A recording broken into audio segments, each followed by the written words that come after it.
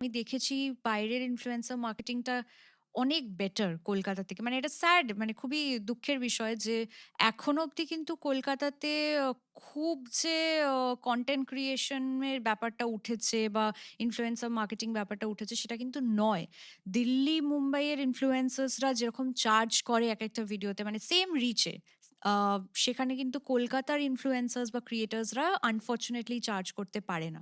মানে ব্র্যান্ডের এই একটা জিনিস আমি দেখেছি যে যখন মুম্বাই, দিল্লির ইনফ্লুয়েন্সার্সদেরকে বলছে কোনো প্রজেক্টের জন্য, তাদেরকে একটা অ্যামাউন্ট দিচ্ছে। কিন্তু যখনই সেই সেম ক্যাম্পেইনটা কলকাতায় হচ্ছে, কলকাতায় ইনফ্লুয়েন্সার্সদের সাথে হচ্ছে, বাজেটটা কিন্তু কমে যায় অনেকটা।